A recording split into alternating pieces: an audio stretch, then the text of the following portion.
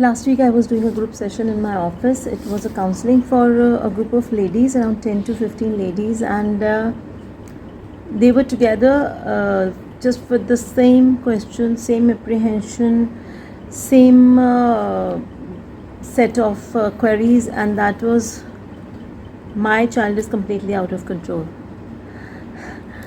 And the question just revolved around the children. The age group of the children was around maybe 10 to 18, and the only thing which I could hear from all that noise and hustle bustle and rush and hush was don't listen to us, they don't care for us, they answer back, they are useless, they are worthless.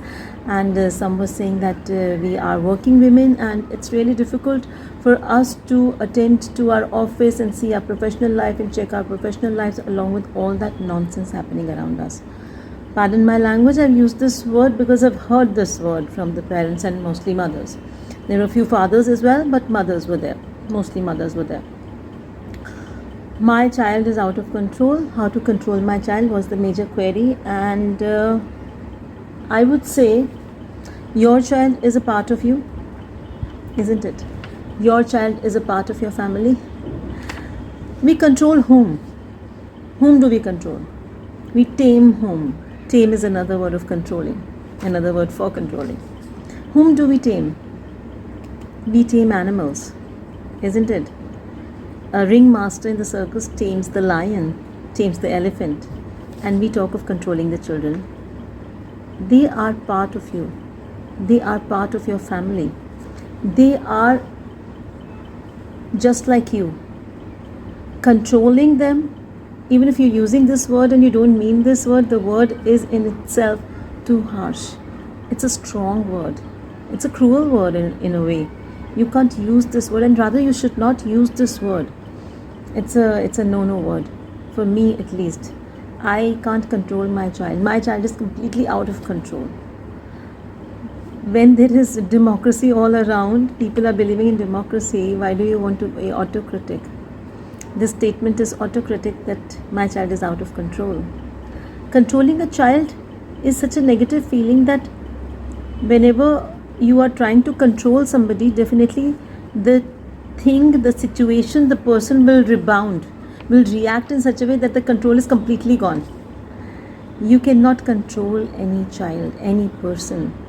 You would say that we are elder to our kids, we are parents, we have experience of 20, 30, 40, 50 and sometimes even 60 years of experience. We know better than our kids. Definitely, you are absolutely correct. No question to that. But at the same time, your parents today, in case you are 25, your parents would be around 50 or 60. They have more experience than you. What will happen if they start controlling you? Will you listen to them? Then you will say that you are adult. You know better than your kids. And you are adult and experienced, and you can tell your parents that you know better than them, and you can tell your kids that you know better than them. Whoever is a child doesn't consider him or herself child here. Every human being has sense here and respect here. That means the child deserves the respect, and the child is sensible enough. You ask any child, whatever the question be, you ask any child about his or her opinion, the child will always say, I'm big enough to understand, I'm grown up enough to understand. Why? Because the child feels grown up. In that case, what he or she deserves or wants from you, the respect, the liberty to think. The thought process can only be clear when you are not being hindrance in that thought process. Let the thought process at least grow, develop, and it will get hampered in case you keep on controlling the child from all the arenas, making boundaries here and there. For example, a mother was telling me that I keep on telling my child that don't watch the screen 10 minutes, 15 minutes, 20 minutes, go on and on and on, and still he's watching the screen. What should I do? Now set up rules. Set up rules firmly. There is a difference between firm, strict, harsh and rude. You can be a firm parent.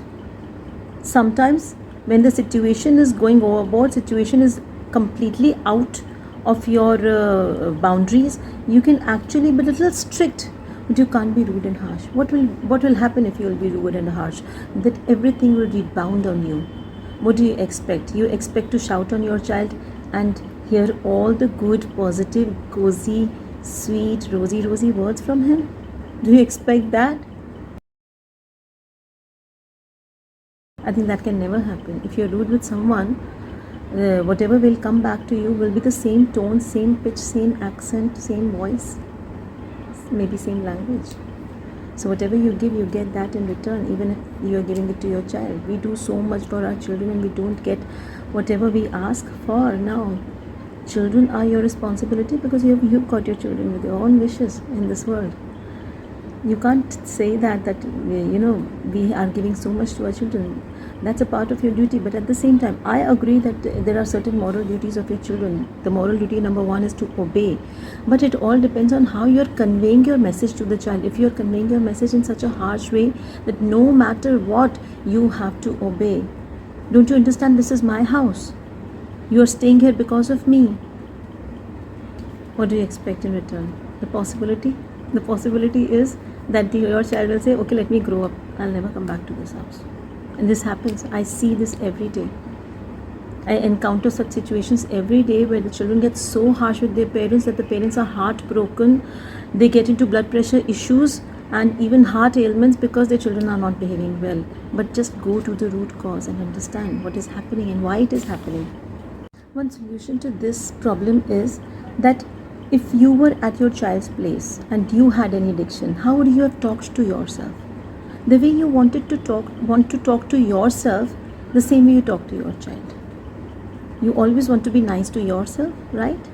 Whenever you see yourself in the mirror, don't you feel this is a beautiful person standing over there? So you have to see the same way towards your child, the beautiful person standing over there, the beautiful person I'm talking to. Behave the same way, the way you want to have the behavior from the other side. So just mind your behavior and you will see that everything is falling into place. Another way of handling this beautifully is that telling your child that you're such a good child.